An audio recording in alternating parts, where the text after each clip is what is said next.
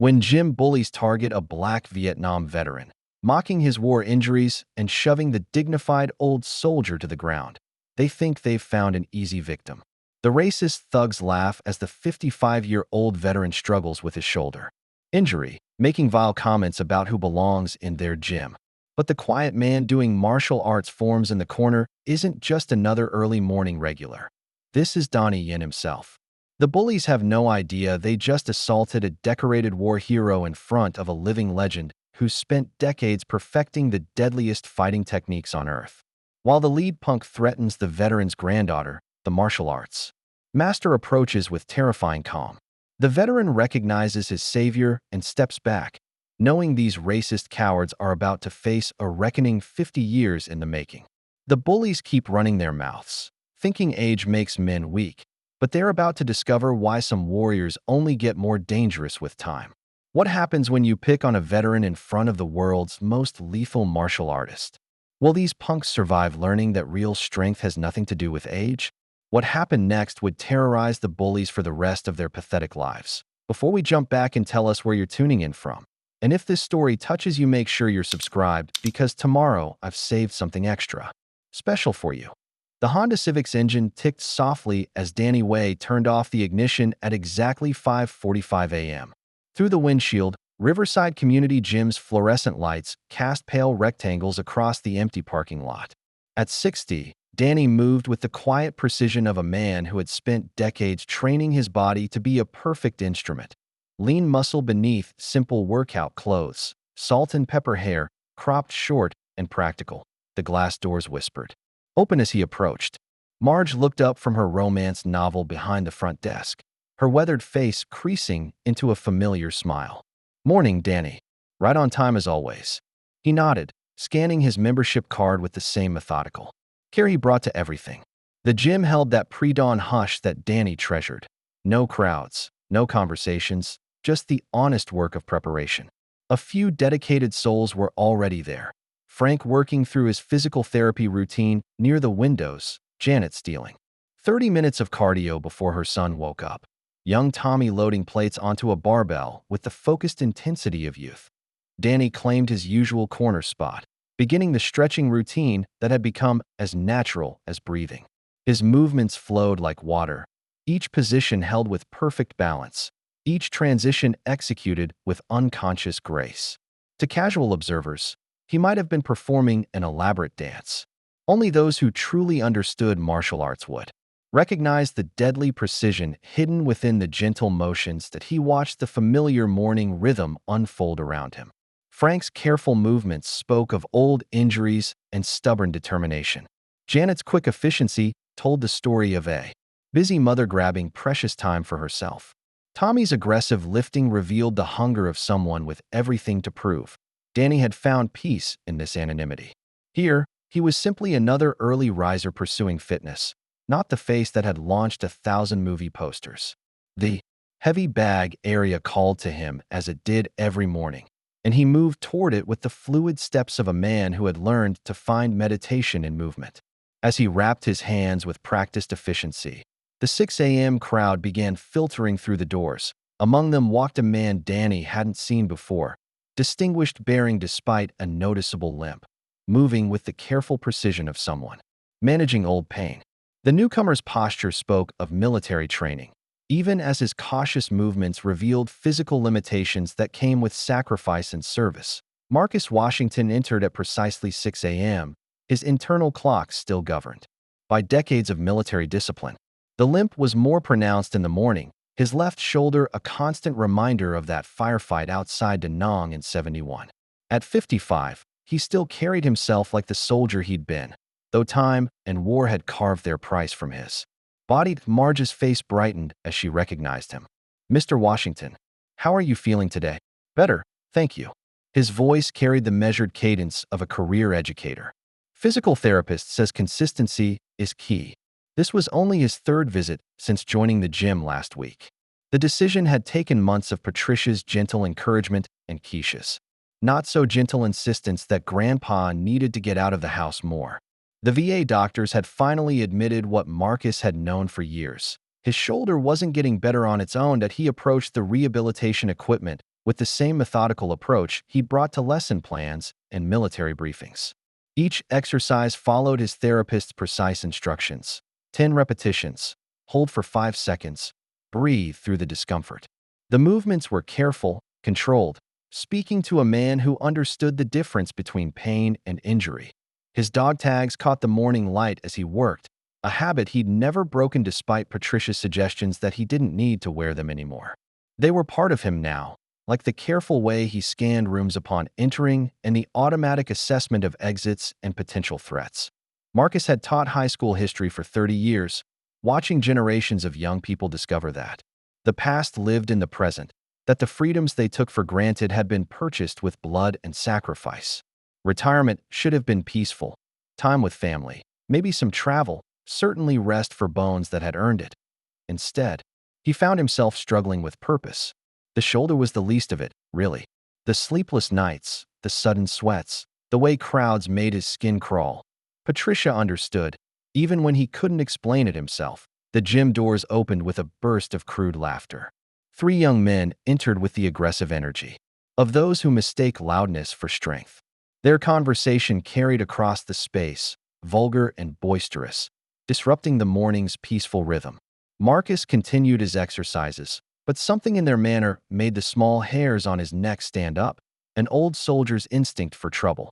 Brad Kowalski led his crew into the gym like he owned the place, Rick Dalton and Troy Mitchell flanking him with the swagger of men who had never faced real consequences. At 28, Brad had the muscular build that came from obsessive weight training and the cold eyes of someone nursing perpetual grievances against the world. "Check out Grandpa. Over there," Rick muttered, nodding toward Marcus's careful movements at the rehabilitation equipment. Probably collecting disability while real Americans work for a living. Their laughter was harsh in the morning quiet. Other gym members glanced over, discomfort flickering across their faces before they returned to their workouts. Frank's movements became more focused, Janet increased her treadmill speed, and Tommy added another plate to his bar. All small acts of avoidance. Marcus continued his prescribed routine, jaw tightening almost imperceptibly. 30 years of teaching had given him infinite patience with foolish young men, and 4 years in the army had taught him when to engage and when to preserve his strength for battles that mattered. "Must be nice," Troy added, his voice deliberately loud. "Getting participation trophies just for showing up. Wonder what he actually did to earn those welfare checks." The comments grew sharper, more pointed. References to diversity quotas and handouts peppered their conversation, each phrase carefully calculated to wound while maintaining plausible deniability. They moved closer to Marcus's area, their presence becoming increasingly aggressive. Across the gym, Danny's movements at the heavy bag had become more precise, each strike landing with mathematical accuracy. His breathing remained controlled, but something in his posture had shifted, the subtle coiling of a spring under tension. Marcus set down his resistance band, finally meeting Brad's eyes directly. "I served 4 tours in Vietnam, son. Earned every benefit through blood and sweat." "Sure you did," Brad sneered. "I bet you were real heroic, collecting medals for showing up." The insult hung in the air like poison. Other members pretended not to hear, but the tension was palpable. Frank's physical therapy had stopped entirely. Janet had slowed her treadmill to a walk, and even Tommy was watching from across the weight area. Marcus straightened to his full height, military bearing asserting itself despite his injuries. "I fought for this country and earned my place here. I don't need to prove anything to you." Troy stepped closer, invading Marcus's personal space with deliberate aggression. "Maybe it's time you learned some respect for your betters, old man." The shove came without warning, Troy's hands slamming into Marcus's chest with vicious intent. The older man stumbled backward, his injured shoulder screaming as he fought to maintain balance. His water bottle clattered to the floor, the sound echoing. Like a gunshot in the suddenly silent gym, Brad's laughter was ugly, triumphant. "Clumsy old fool can't even stand up straight." Marcus recovered with the dignity that had carried him through decades of service and teaching. He bent carefully to retrieve his water bottle, every movement measured and controlled. The pain in his shoulder was nothing compared to the familiar burn of humiliation, but he refused to give these bullies the satisfaction of seeing him broken. Maybe you should find a gym more suited to your limitations, Rick suggested, his words dripping with false concern. The other gym members had gone completely still. Janet's hand hovered over her phone as if she might record the incident, while Frank looked torn between intervention and self-preservation. Tommy had stopped lifting entirely, his young face flushed with secondhand shame. Marcus straightened slowly, dog tags catching the light. When he spoke, his voice was quiet but steady. I served this country for 4 years in Vietnam. Lost good. Friends in jungles you can't even pronounce. I earned my right to be anywhere I choose in America. The declaration should have ended it. Instead, it seemed to ignite something savage in Brad's eyes. His face twisted with rage as he lunged forward, both hands striking Marcus's chest in a two-handed shove that sent the veteran reeling. This time Marcus couldn't catch himself. He stumbled backward, his injured shoulder striking the weight rack. With a sickening thud, pain exploded through his body as he slid down the metal frame, his carefully maintained dignity finally cracking. That's what happens when you forget your place, Brad snarled, standing over the fallen veteran like a conquering hero. The gym held its breath. No one moved to help. No one spoke in Marcus's defense. The silence stretched like a physical thing, heavy with cowardice and complicity. Then a calm voice cut through the tension like a blade through silk. Gentlemen, I believe you've misunderstood what strength means. Every head turned toward the heavy bag area, where Danny had approached with movements so fluid they seemed effortless. His expression remained serene, but something in his presence had fundamentally changed. The quiet man who had blended into the morning routine was gone, replaced by someone who commanded attention without raising his voice. Brad spun around, fists already rising. Mind your own business, old man. Danny's response was a masterpiece of controlled violence. Brad's wild haymaker never reached its target. Danny's hand intercepted the punch with casual precision, fingers wrapping around the younger man's wrist in a classic Wing Chun trap. What followed was poetry written in motion, a gentle redirect that used Brad's own momentum against him, sending him stumbling sideways before a subtle shift in leverage deposited him firmly on the gymnasium floor. Rick charged from the left, roaring with misguided loyalty. Danny's response was even more elegant, a simple shoulder throw that guided Rick's aggressive energy into a controlled descent, landing him beside his friend with minimal impact but maximum humiliation. Troy hesitated for a crucial second, watching his companions fail, before rushing forward with desperate fury. The leg sweep was beautiful in its simplicity. Danny's foot found Troy's ankle at precisely the right moment, his hand guiding the falling man's shoulder to ensure a safe landing. 3 men on the ground, 0 injuries, 10 seconds elapsed. The entire sequence had the flowing quality of a dance, each movement building naturally from the last. I prefer to resolve conflicts without violence, Danny said calmly, extending a hand to help Marcus to his feet. But I also prefer that bullies learn better manners. The 3 aggressors scrambled upright, faces burning with humiliation. Their tough guy personas had evaporated in the face of effortless defeat, leaving them looking like what they truly were. Immature men playing at being dangerous. Tommy was the first to recognize him, his whispered, "Holy shit, that's Donnie Yen," carrying clearly in the stunned silence. The recognition spread like wildfire through the small crowd. Janet's hand flew to her mouth. Frank straightened with sudden understanding, and even Marge had emerged from behind the desk to witness the scene. Danny maintained his humble demeanor, checking Marcus's shoulder with genuine concern while the 3 bullies processed the magnitude of their mistake. They had just been schooled by a martial arts legend, their aggressive posturing exposed as amateur theatrics in the face of true mastery. The irony was perfect. They had come to demonstrate dominance and instead provided an object lesson in why real strength required neither cruelty nor arrogance. In the aftermath, gym members approached with a mixture of awe and apology. Their earlier silence had been cowardice, and they knew it. Frank was the first to reach Marcus, genuine remorse creasing his weathered features. "I should have helped," the elderly man said quietly. "I'm ashamed I didn't." Marcus accepted the apology with grace, though his eyes remained watchful. The immediate danger had passed, but experience had taught him that bullies rarely learned from single defeats. They escalated, adapted, found new ways to inflict pain when direct confrontation failed.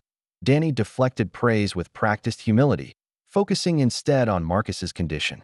"Are you injured?" "That was a hard fall." "I've had worse," Marcus replied, though his shoulder throbbed with renewed pain. "Thank you for intervening. Most people wouldn't have." They moved to the gym's small cafe area, two men from different worlds finding common ground and shared values. Over coffee, Marcus shared fragments of his story: the war, the teaching career, the struggle with retirement, and physical limitations.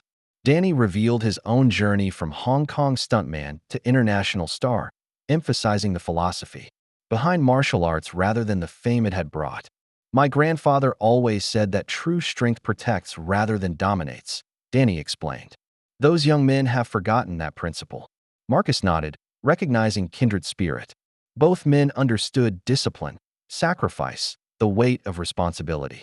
Their conversation revealed parallel experiences of perseverance, of maintaining dignity in the face of adversity, of using hard-won wisdom to serve others. Other members made a point of introducing themselves to Marcus, the community finally showing the welcome they should have offered from the beginning. Janet apologized for her inaction. Tommy shook both men's hands with genuine respect, and even Marge emerged to personally thank Danny for his intervention. The morning's events had transformed the gym's dynamics. Marcus was no longer an outsider, to be ignored or tormented. He was a respected member who had earned his place through service and courage.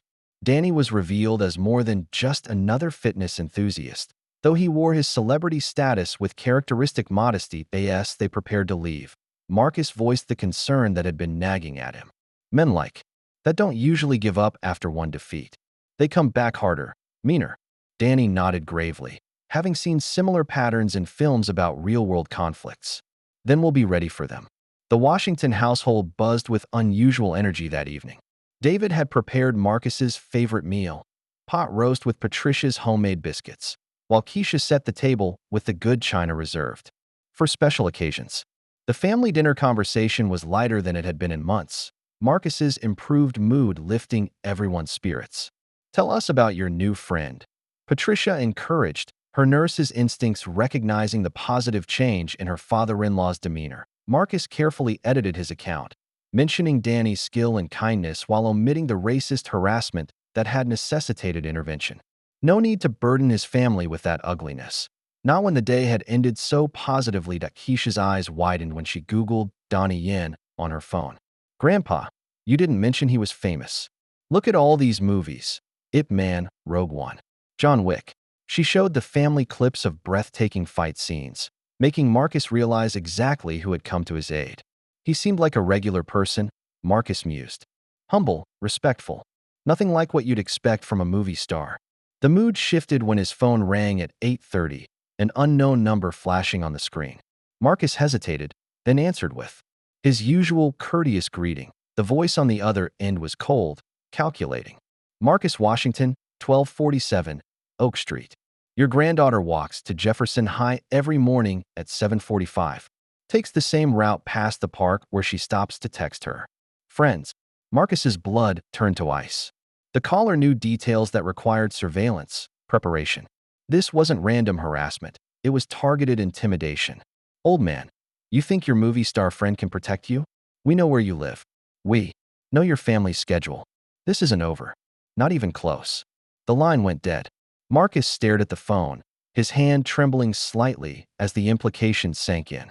They had escalated beyond simple gym confrontation into something far more sinister. His family was now in danger because he had dared to stand up for himself. Patricia noticed the change immediately. "Marcus? What's wrong?"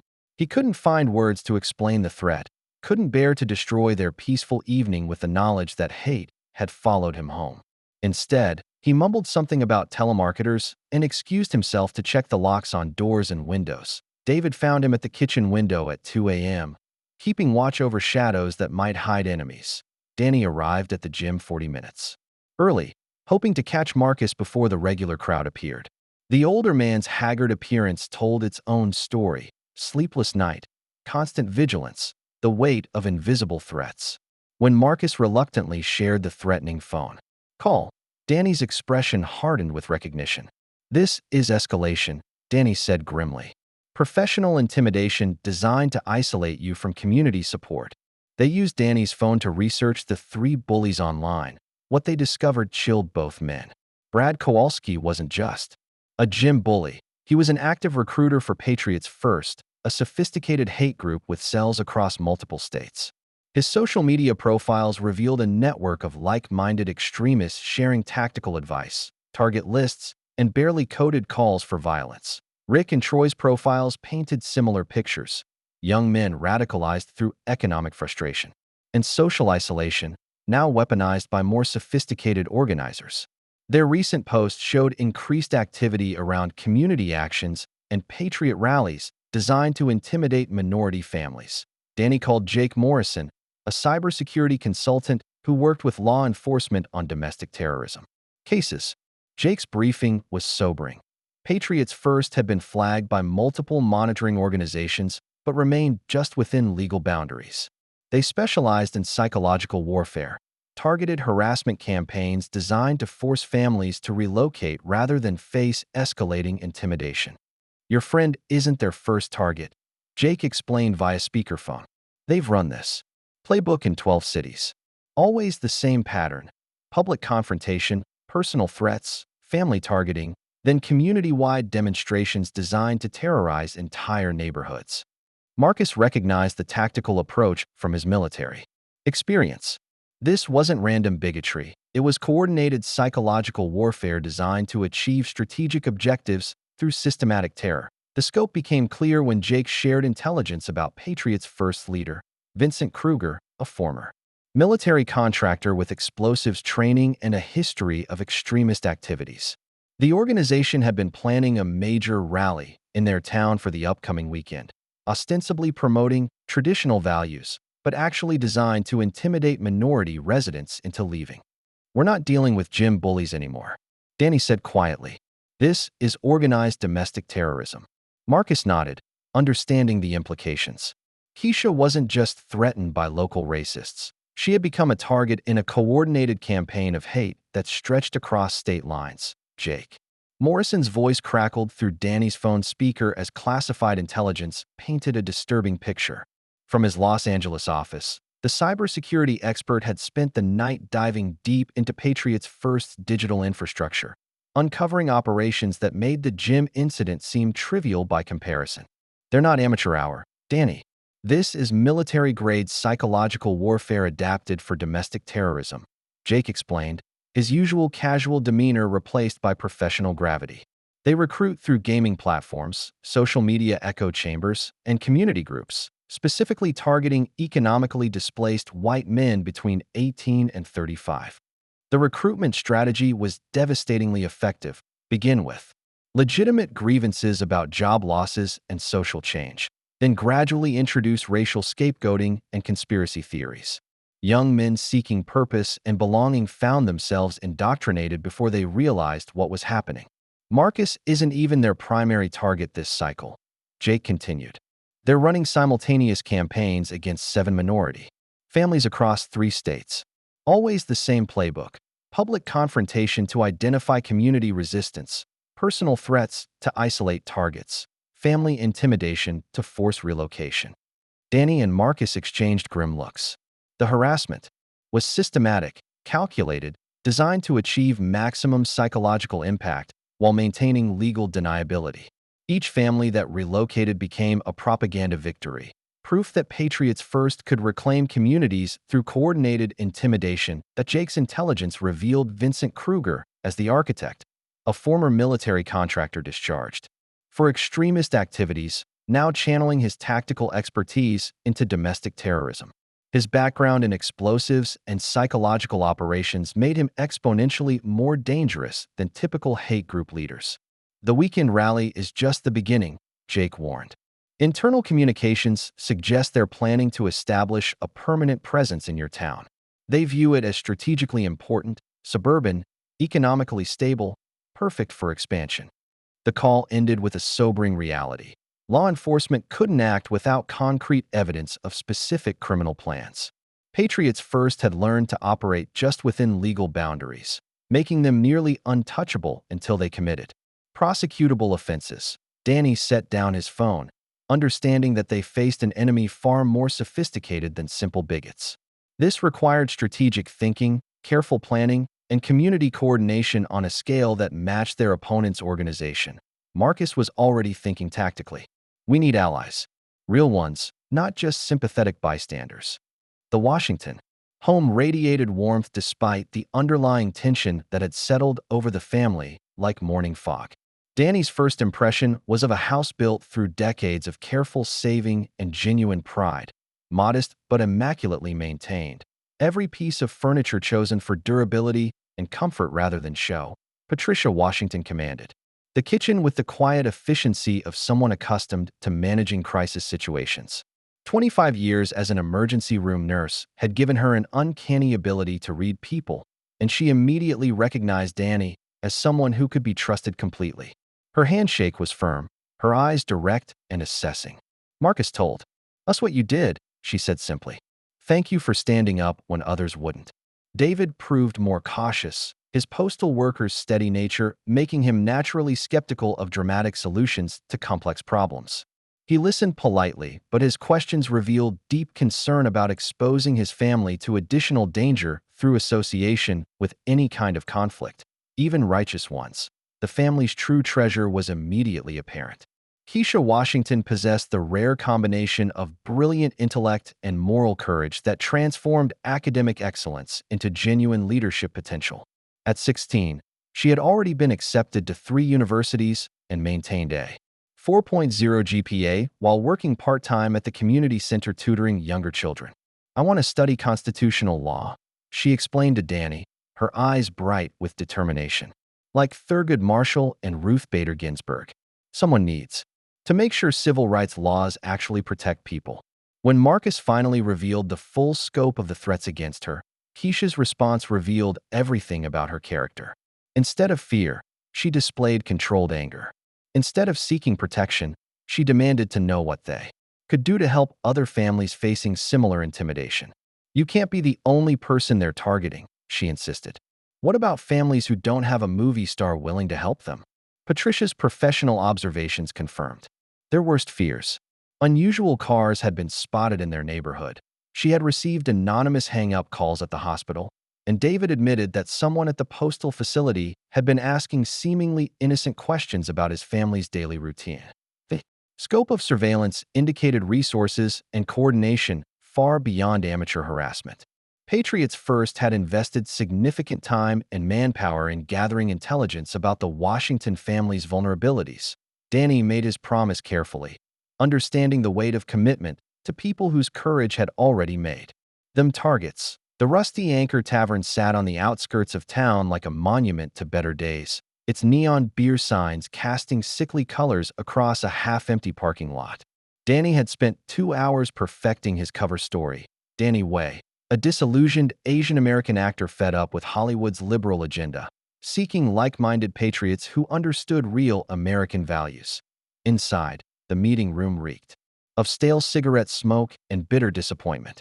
23 men filled folding chairs arranged in a rough semicircle, their ages ranging from 18 to 55, united by a shared sense that the world had moved on without them.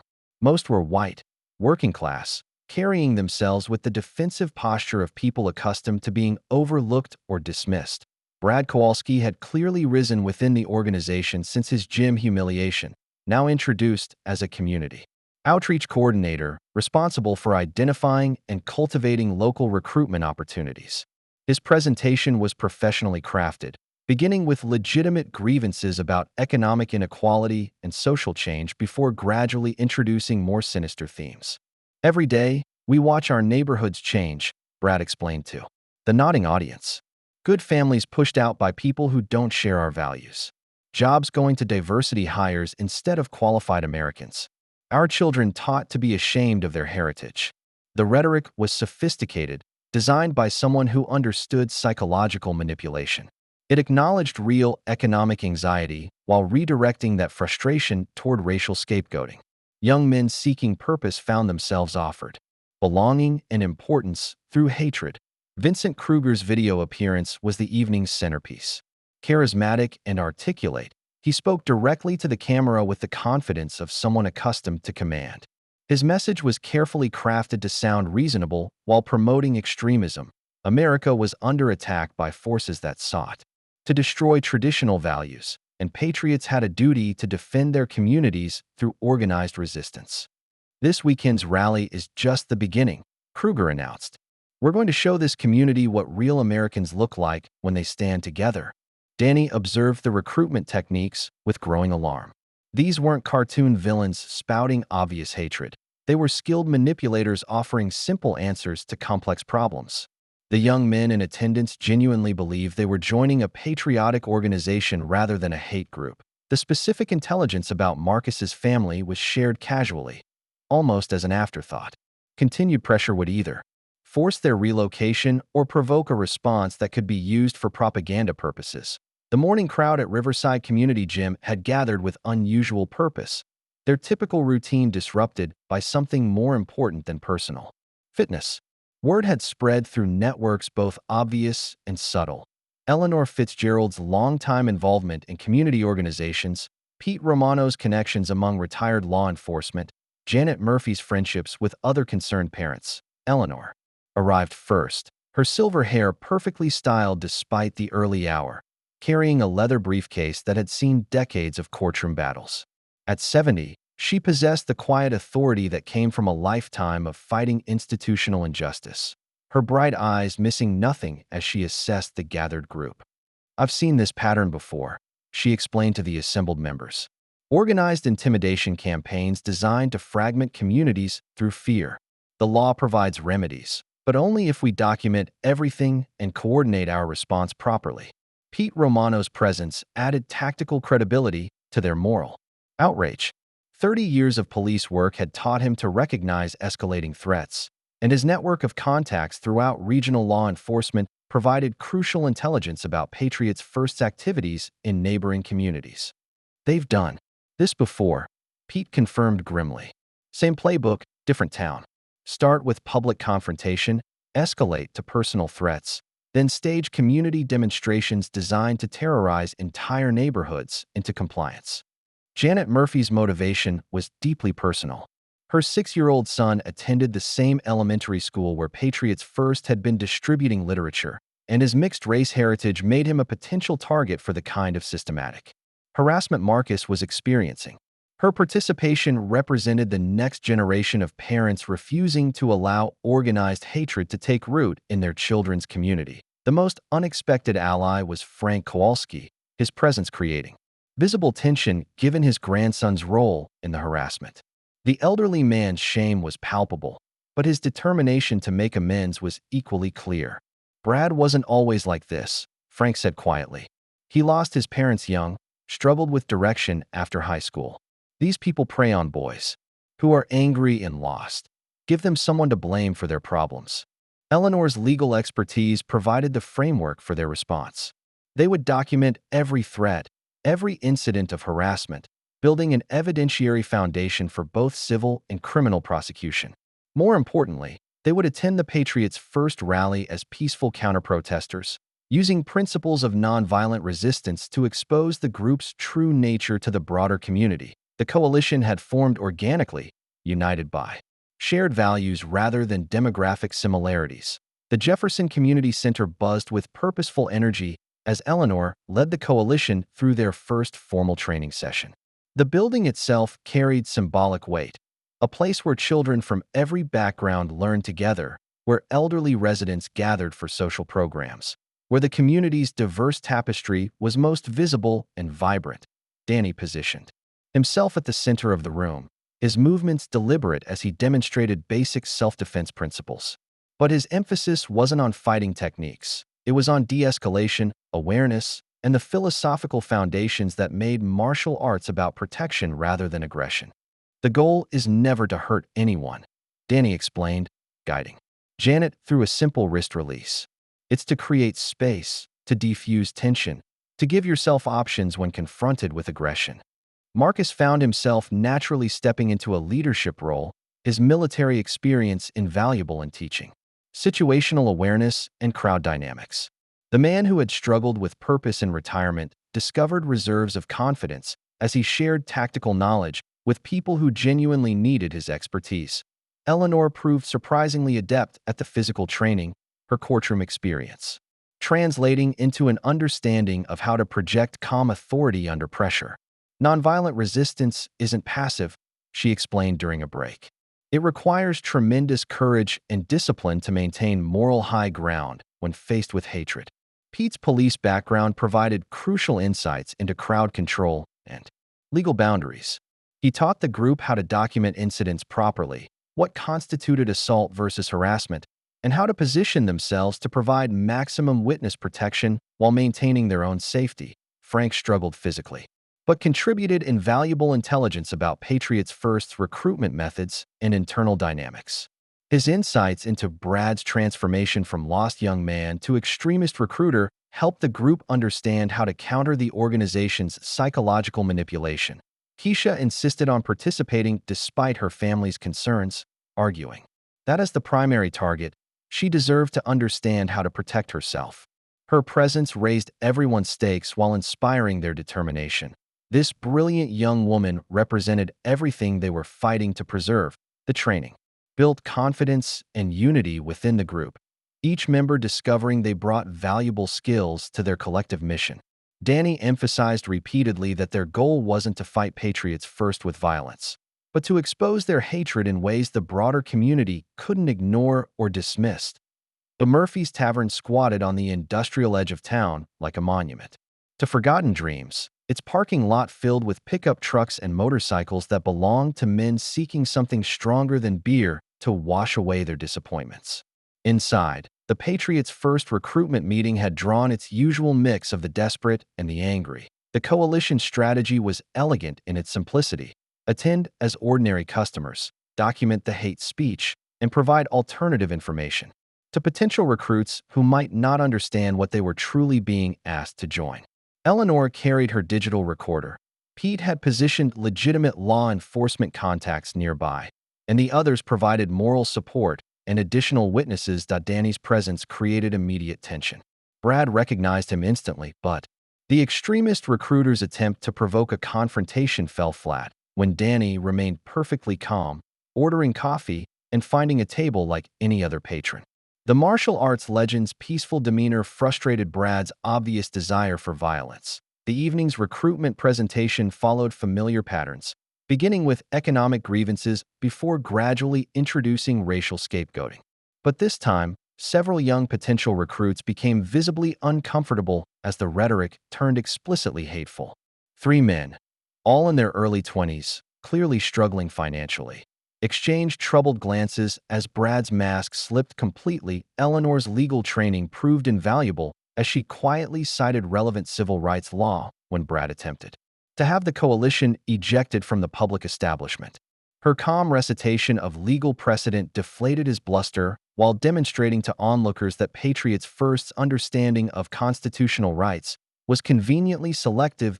Pete's police connections ensured they couldn't be illegally removed, while his professional demeanor made it clear that law enforcement was watching the extremist group's activities. His presence alone seemed to make several Patriots First members nervous. The disruption reached its crescendo when Brad lost complete control, making explicit threats against Marcus's family in front of multiple witnesses. His public breakdown provided exactly the evidence Pete needed to involve official law enforcement, while local media, tipped off by Janet's connections through her son's school, captured Patriots First's public messaging versus their private rhetoric. The contrast was damning. Brad's reasonable-sounding presentation about traditional values followed immediately by his snarling threats against a Vietnam veteran's granddaughter. Several potential recruits left immediately, clearly disturbed by the organization's true nature. Victory seemed complete as Patriots First found themselves publicly exposed and legally vulnerable. Dawn broke over a transformed community. The previous night's confrontation at Murphy's Tavern had generated extensive local news coverage, with Brad's recorded threats broadcast across multiple platforms. Patriots First appeared on television exactly as they were, a fringe hate group using coded language to mask violent intentions. The gym had become an impromptu celebration site. Marcus arrived to find dozens of members expressing support and appreciation for his family's courage. Frank's grandsons, Brad's cousins, approached Marcus personally to apologize for their relative's behavior and assure him that Brad's views weren't shared by the broader family. Detective Sarah Chen opened an official investigation into the threats against the Washington family, Pete's former partner proving as competent and thorough as he had promised. The recorded evidence from the tavern provided a solid foundation for criminal charges, while Eleanor's documentation created grounds for civil rights violation complaints. Keisha returned to Jefferson High as something of a celebrity, with teachers and students approaching her throughout the day to express admiration for her family's stand against organized hatred. Her college application essays about confronting extremism had evolved from theoretical exercises to powerful personal narratives that admission counselors would remember. The Washington dinner table. The mood was lighter than it had been in weeks. Patricia reported that the anonymous phone calls had stopped. David mentioned receiving support from co-workers at the postal facility, and Marcus looked more relaxed than his family had seen him since joining the gym. That Eleanor's legal contacts indicated that Patriots First faced serious consequences. Federal civil rights investigators had opened preliminary inquiries based on her documentation, while the FBI had begun examining Vincent Kruger's multi-state operations more closely. Even Frank reported positive developments. Brad had been evicted by his roommate and seemed to be reconsidering his involvement with Patriots First. His grandson's public humiliation had apparently triggered some self-reflection about the path he had chosen. The community felt stronger and more unified than before the crisis began. Local businesses displayed "Welcome All" signs in their windows. The gym had seen increased membership from minority families, and neighborhood watch programs had formed organically to protect vulnerable residents. Danny began to consider that his work might be complete, his intervention having catalyzed exactly the kind of community response that could sustain itself without external support. The victory felt genuine, lasting, and thoroughly earned through principled resistance to organized hatred. Pete's urgent phone call shattered Danny's morning routine at 6:47 a.m. Eleanor Fitzgerald had vanished during her evening walk through Riverside Park, a route she had followed safely for 5 years. Her abandoned purse lay beside the walking path, contents scattered, showing clear signs of struggle that made Danny's blood run cold. Detective Chun arrived at the gym within minutes, her professional composure barely concealing personal fury. At the escalation, "This changes everything," she explained grimly. "Kidnapping crosses every legal threshold we've been waiting for Patriots First to breach." The investigation revealed a chilling truth. The tavern confrontation had been deliberately orchestrated by Vincent Kruger as both a recruitment tool and intelligence-gathering operation. The coalition's apparent victory had actually provided Kruger with detailed information about community resistance leadership and tactical capabilities. Eleanor's legal expertise had made her a priority target for neutralization, while the coalition's organized activities had given Patriots First a comprehensive profile of potential threats to their expansion plans. Every move the community had made in good faith had been anticipated and countered by more sophisticated opponents. Jake Morrison's emergency briefing from Los Angeles painted an even darker picture. Surveillance footage from multiple locations showed Eleanor being forced into a van by 3 men, including Brad Kowalski. Patriots First had recruited reinforcements from neighboring states, transforming what appeared to be a local problem into a coordinated domestic terrorism operation. Marcus's phone rang at exactly 9 a.m. Vincent Kruger's voice was calm, professional, carrying the confidence of someone holding all the advantages. His message was delivered like a business proposition. Eleanor would be released unharmed if the coalition disbanded immediately and the Washington family relocated within 48 hours. The alternative was presented with chilling casualness. Patriots First would proceed with their community action at the upcoming weekend festival, when hundreds of families with children would be present at the community center. The same building where Keisha tutored children and the coalition had trained for nonviolent resistance would become the site of coordinated intimidation designed to terrorize the entire neighborhood. Pete's law enforcement contacts confirmed the nightmare scenario. Patriots First had assembled nearly 50 members from across 3 states, all prepared for violence if their demands weren't met. Local police resources were insufficient to guarantee festival security without creating the kind of visible presence that would panic the community. The trap was perfect. Kruger had forced them to choose between Eleanor's life and community safety, knowing that either choice would destroy their unity and credibility. The Washington living room had become a war council in crisis, the coalition's earlier confidence replaced by desperate uncertainty. Maps of the community center and surrounding streets covered the coffee table, while Pete's police contacts provided increasingly grim intelligence through encrypted phone calls that painted their situation in stark, hopeless terms. "We can't guarantee Eleanor's safety if we attempt rescue," Detective Chen explained, her professional objectivity barely masking personal frustration. "And we can't protect festival attendees without resources that would take weeks to coordinate through proper channels." Frank sat hunched in Marcus's recliner, tears streaming down his weathered cheeks as he processed his grandson's role in Eleanor's kidnapping. "I raised him better than this," he whispered repeatedly. "How did I fail so completely?" Janet paced near the windows, cell phone pressed to her ear as she coordinated with other parents about the festival's fate. Canceling the event would require explanations that would create community-wide panic, but proceeding meant risking hundreds of innocent lives for the sake of maintaining normal appearances. David Washington finally voiced what everyone was thinking. "Maybe we should just leave. Pack up tonight. Relocate somewhere safer. Let this community solve its own problems." His postal worker's practical nature rebelled against risking his family for abstract principles. Patricia's response was immediate and fierce. "Running away won't protect other families when Kruger targets them next month or next year. Someone has to make a stand." Keisha refused to consider retreat under any circumstances. "If we abandon our principles now, everything Eleanor taught us about civil rights becomes meaningless. She's being held prisoner because she believed this community was worth fighting for." Marcus struggled with familiar demons from Vietnam, where impossible choices had led to devastating consequences for everyone involved. His military experience provided tactical awareness, but no clear solutions when every option carried unacceptable costs. Danny found himself facing his own crisis of confidence. His martial arts skills and Hollywood connections meant nothing against coordinated domestic terrorism. The philosophical principles that guided his life offered no guidance for choosing between Eleanor's life and community safety. The coalition was fragmenting under pressure, relationships strained by fear and desperation. Outside, normal life continued. Children walking to school, neighbors tending gardens, the community blissfully unaware that their weekend festival had become the focal point of a terrorist plot. That Kruger's strategy was working perfectly. Danny walked alone through Riverside Park as dawn painted the sky in shades of possibility. The same path where Eleanor had been kidnapped now served as his meditation space, each step helping him process the impossible choices that had paralyzed the coalition. The morning air carried the scent of flowering trees and distant coffee shops, life continuing its eternal rhythm despite human cruelty.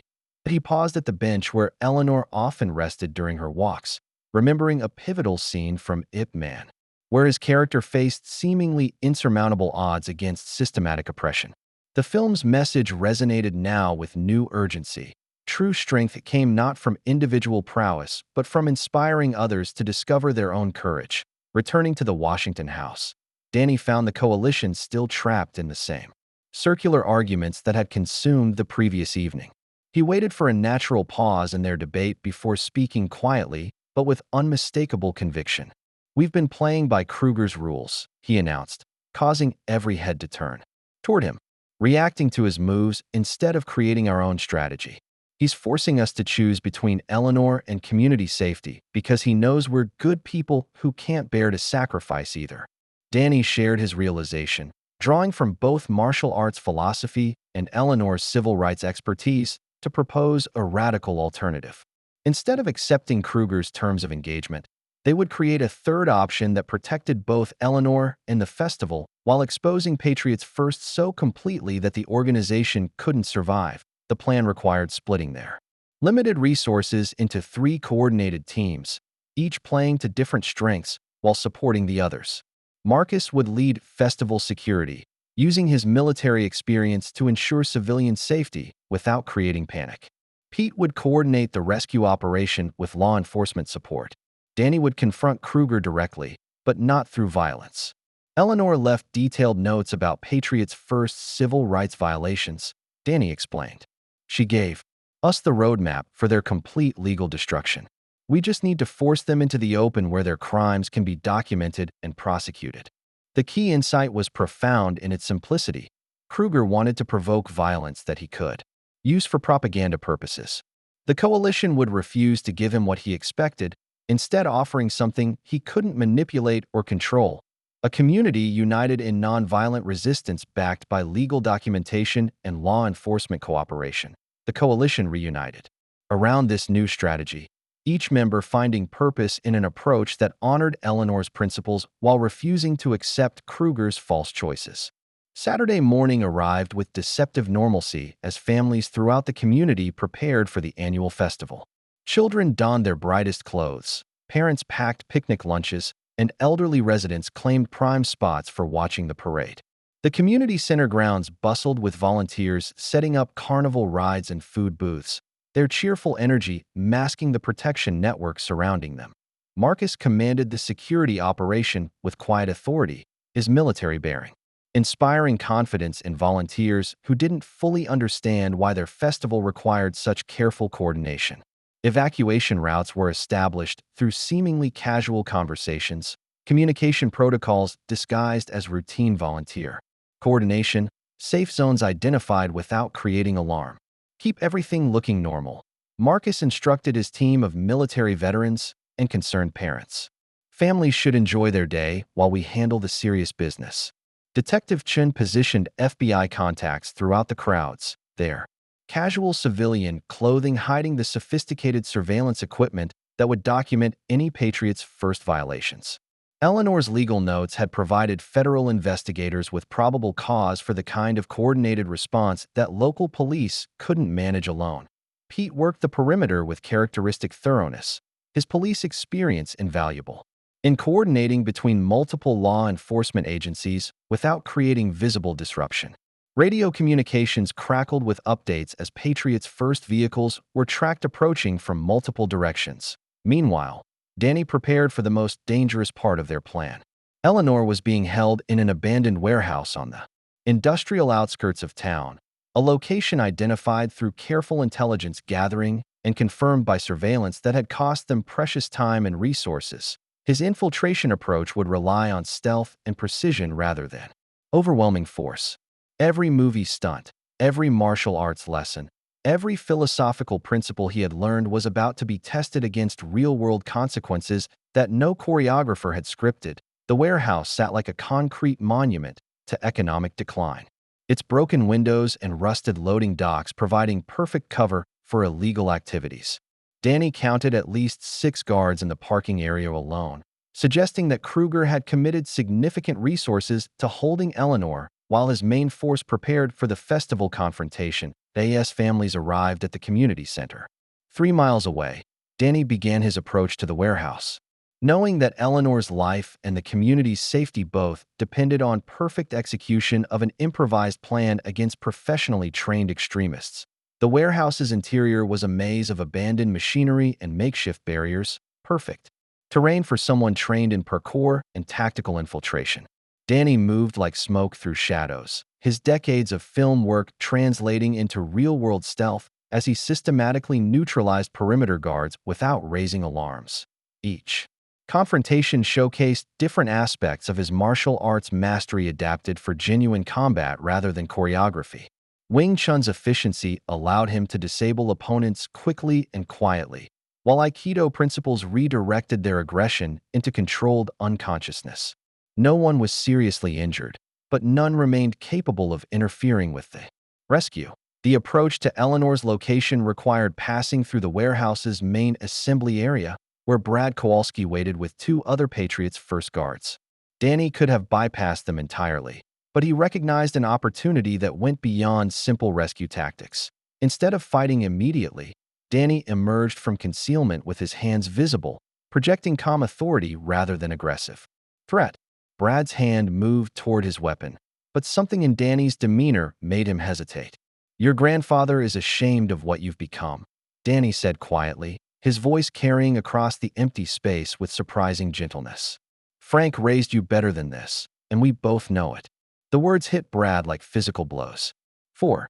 The first time since his recruitment, someone had mentioned his grandfather without mockery or dismissal. Frank's genuine love and disappointment became real again, competing with months of extremist indoctrination. He doesn't understand, Brad replied, but his voice lacked conviction. These people are destroying everything our family's built. Danny moved closer, his movements non-threatening but commanding absolute attention. Eleanor Fitzgerald spent 50 years fighting for civil rights through legal means. She's 70 years old and never hurt anyone. What kind of patriot threatens? Elderly women. The psychological pressure proved more effective than physical confrontation. Brad's two companions shifted uncomfortably, clearly questioning their involvement in kidnapping a grandmother whose only crime was believing in constitutional principles. When violence finally erupted, it came from Brad's desperate attempt to silence his own conscience through action. Danny's response was swift and compassionate, a perfect demonstration of how genuine strength protected rather than dominated. Brad found himself gently but firmly restrained, his aggression redirected into harmless motion. Eleanor emerged from the storage room with remarkable composure, her legal mind immediately assessing the situation and recognizing opportunities for justice rather than revenge. Young man, she addressed Brad with surprising kindness. It's not too late to choose differently. The Community Center Festival proceeded with magical normalcy as families celebrated beneath colorful banners and children's laughter echoed across carefully maintained grounds. Marcus's security preparations proved invisible to civilian eyes. Parents saw helpful volunteers directing traffic and managing crowd flow, not tactical positioning designed to protect hundreds of innocent lives. Vincent Kruger's convoy arrived at precisely 2 p.m., expecting to find chaos and terror that could be exploited for propaganda purposes. Instead, he discovered organized resistance backed by legitimate law enforcement authority. FBI agents, positioned according to Eleanor's legal intelligence, began systematic arrests of Patriots' first members the moment they committed documented civil rights violations. The extremist leader found himself facing something he hadn't anticipated: a community that refused to be intimidated but also refused to provide the violent confrontation he needed for martyrdom propaganda. Families continued enjoying carnival rides while federal agents calmly processed evidence of domestic terrorism. Danny's arrival with Eleanor created a dramatic shift in psychological momentum. The elderly attorney's safe return eliminated Kruger's primary leverage, while her detailed legal documentation provided prosecutors with everything needed for comprehensive charges against the entire organization. The confrontation between Danny and Kruger took place in front of the entire community, with media coverage ensuring that the extremist leader's true nature was exposed publicly. Kruger attempted to provoke Danny into excessive violence that could be used for recruitment propaganda, but the martial arts master's philosophical training prevented him from taking the bait. The physical confrontation was brief and decisive. Danny's complete skill set, Wing Chun efficiency, Aikido redirection, decades of film choreography adapted for real application, demonstrated why genuine masters never needed to prove their abilities through cruelty or domination. Every technique served protection rather than destruction. Kruger's defeat was both physical and ideological. His message of hatred proved powerless against organized community courage backed by legal documentation and law enforcement cooperation. The young men he had recruited through economic desperation and social isolation witnessed their leaders' complete failure in the face of unified resistance. Marcus, Pete, Eleanor, and the other coalition members each played crucial roles in ensuring that justice was served through legal means rather than vigilante violence. The festival continued around them, children playing while democracy defended itself through constitutional processes rather than mob rule. The aftermath unfolded with the methodical precision that Eleanor had always insisted would characterize true victory over organized hatred. Federal investigators, armed with her meticulous documentation and fresh evidence from the warehouse rescue, dismantled Patriot's first entire network with surgical efficiency that would have made her proud to witness. Vincent Kruger faced domestic terrorism charges in federal court. His military expertise now turned against him as prosecutors detailed how he had weaponized his training against American civilians. His followers received sentences proportional to their individual involvement, with those who cooperated with authorities facing rehabilitation rather than purely punitive measures. Brad Kowalski's transformation became the investigation's most compelling narrative. His detailed testimony about Patriots First's recruitment methods and planned operations provided federal authorities with intelligence that prevented similar attacks in neighboring communities. His cooperation, encouraged by Frank's unwavering support and Eleanor's legal guidance, demonstrated that redemption remained possible even for those who had chosen hatred, the young men who had abandoned the recruitment meeting after hearing Patriots First's unfiltered rhetoric received community service opportunities that channeled their need for purpose into positive activities. Several became volunteers at the community center, working alongside Keisha in programs that brought different backgrounds together through shared goals. Marcus established his veteran support group in the community center's meeting rooms, using his military experience and recent activism to help others find purpose and community connection. The sessions grew beyond veterans to include anyone dealing with isolation, anger, or the search for meaning in an increasingly complex world. Keisha's college application essays about confronting organized hatred earned recognition from civil rights organizations and scholarship opportunities that would fund her legal education. Her tutoring program expanded into a comprehensive mentoring network pairing teenagers with adult volunteers from across racial and cultural lines. To Eleanor's legal clinic, established in her honor by sympathetic attorneys, provided free services to families targeted by hate groups while training community members to recognize and document civil rights violations. Her principles lived on through institutional changes that would outlast any individual crisis. The Community Center Festival became an annual celebration of diversity and unity, with Marcus and Danny often speaking about the power of ordinary people to resist extraordinary evil through coordinated courage and unwavering commitment to democratic principles. Spring arrived 3 months later with the gentle insistence that had always marked seasonal change in their community, but the transformation extended far beyond weather patterns. The seeds planted during their confrontation with Patriots First had grown into lasting institutional changes that would protect future generations from organized hatred. Marcus discovered that retirement could mean new beginnings rather than endings. His mentoring program had grown to serve over 40 participants, military veterans finding common ground with young men vulnerable to extremist recruitment. The community center's basement had been converted into a workshop space where participants learned practical skills while discussing the emotional challenges that made people susceptible to hatred. Anger isn't the problem, Marcus often explained to new participants. It's what we do with that anger that defines us as men. Patricia's hospital had implemented protocols for identifying and supporting patients who might be targets of hate crimes, while David's postal union had become a model for workplace diversity initiatives that addressed economic anxiety without scapegoating vulnerable communities. Keisha's acceptance to Stanford University came with recognition as a national civil rights scholar. Her essay about confronting domestic terrorism selected for publication in constitutional law journals.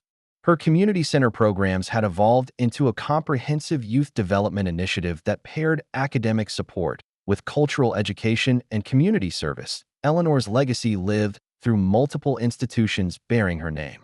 The Eleanor Fitzgerald Civil Rights Clinic provided legal services, while the Eleanor Fitzgerald Community Education Center offered workshops on recognizing and countering extremist recruitment. Her personal papers, donated to the local historical society, served as a curriculum for teaching nonviolent resistance principles. Pete's connections throughout law enforcement had created an informal network for sharing intelligence about extremist activities across jurisdictional boundaries. His training programs helped other communities recognize and respond to organized hatred before it could establish permanent footholds. Even Frank Kowalski found new purpose through his grandson's transformation. Working with Eleanor's clinic, he developed intervention programs for families dealing with radicalized members, his personal experience providing credibility that professional counselors couldn't match. Brad's court-supervised community service had evolved into genuine commitment to making amends. His work with Marcus's mentoring program, though initially awkward and uncomfortable, demonstrated that people could change when offered genuine alternatives to hatred and belonging through destructive means. The gym where everything began reflected the broader community's evolution. Its morning crowd now representing every demographic while maintaining the mutual respect and shared commitment to personal improvement that had always defined its best qualities. 6 months after Patriots' first defeat, Donnie Yen resumed his familiar morning routine at Riverside Community Gym, but the space had been transformed by everything they had accomplished together. The early morning crowd now included faces from across the community's cultural spectrum, drawn together by shared values rather than demographic similarities. Marcus had become Danny's regular training partner, their friendship deepening through shared workouts that combined martial arts philosophy with military discipline. Their morning conversations attracted other members who benefited from both men's wisdom about strength, character, and the responsibility that came with both. The gym's atmosphere reflected broader community changes that extended far beyond preventing extremist recruitment. Newcomers were welcomed enthusiastically rather than tolerated politely. Diversity was celebrated as strength rather than endured as obligation, and members actively monitored each other's well-being with the understanding that isolation bred vulnerability to hatred. Eleanor's photograph hung near the front desk beside images from the community center festival, visual reminders of what ordinary people could accomplish when they refused to accept organized evil in their neighborhood. Her legal principles lived on through the institutional changes that would protect future generations. Pete brought his grandchildren to the gym's weekend family programs, teaching them that real strength came from protecting others rather than dominating them. His law enforcement experience had evolved into community education about recognizing and countering extremist recruitment before it could take root. The morning Danny noticed Jeremy hesitating at the entrance, he recognized an opportunity to continue the work that had begun with Marcus's harassment. The 19-year-old had been peripherally involved with Patriots first before witnessing their true nature and walking away, but leaving a hate group was only the beginning of finding positive direction. Jeremy struggled with unemployment, social isolation, and the guilt that came from having been attracted to extremist messaging, even briefly. His hesitation at the gym's entrance reflected fear of judgment and uncertainty about whether redemption was possible for someone who had made such terrible initial choices. Instead of judging him for past associations, Marcus and Danny welcomed Jeremy into their morning routine with the same respect they showed every newcomer. The young man's participation represented hope for continued healing and growth, proof that the cycle of hatred could be broken through patient mentorship and genuine community support.